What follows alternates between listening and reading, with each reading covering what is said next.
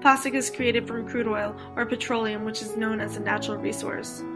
These resources take thousands of years to form naturally, and it is impossible for them to be replaced at the rate that they're being used. In 2013 alone, 659 billion pounds of plastic were produced, a 4% increase from 2012. The average person living in the United States, including you and including me, uses around 220 pounds of plastic every single year. Most of this plastic consumption is from packaging like plastic bottles and plastic bags, but with the constant increase of plastic production, recovering and recycling remain insufficient, and billions of pounds of plastic are discarded into our landfills and oceans every single year. Americans use 2.5 million plastic bottles and 102 billion plastic bags, but most are tragically thrown away. Between 22 and 43% of all plastic is disposed of in landfills. But when plastic is shielded from light in landfills, it takes thousands and thousands of years for the plastic to even decompose.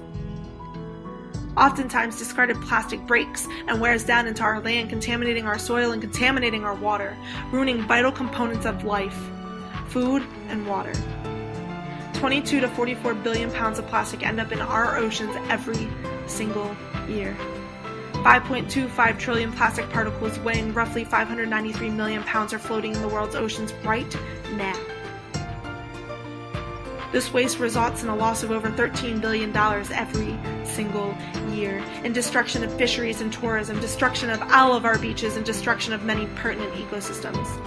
Because when plastic is thrown and discarded into oceans, millions of sea creatures are killed because of us. Many people haven't even heard of the Great Pacific Garbage Patch, or as I like to call it, Trash Island. Located between San Francisco and Hawaii, right where currents collide, this little island is now twice the size of Texas. Why? Because it is composed of 80% of plastic, weighing nearly 8 million pounds.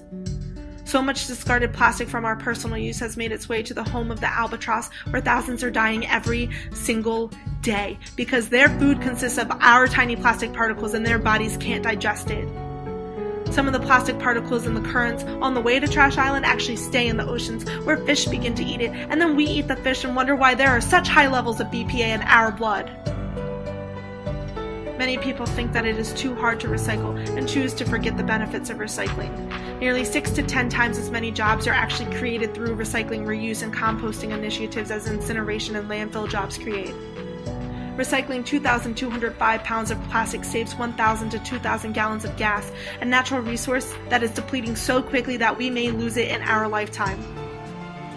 66% of energy is saved when producing plastic products from recycled materials rather than raw materials. So why don't we change? Why don't we do something about this problem, especially since it involves all of us as individuals?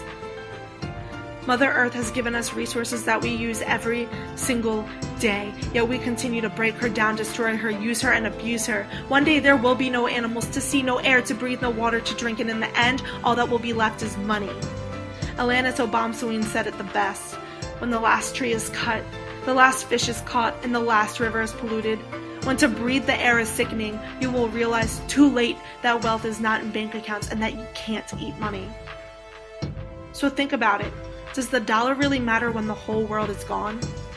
Is plastic worth the destruction that we cause every single day? The real problem is us. We live in a society that relies on a fast-paced atmosphere. We live in a society that focuses on money, quickness, and simplicity rather than protecting and saving the world that provides for us.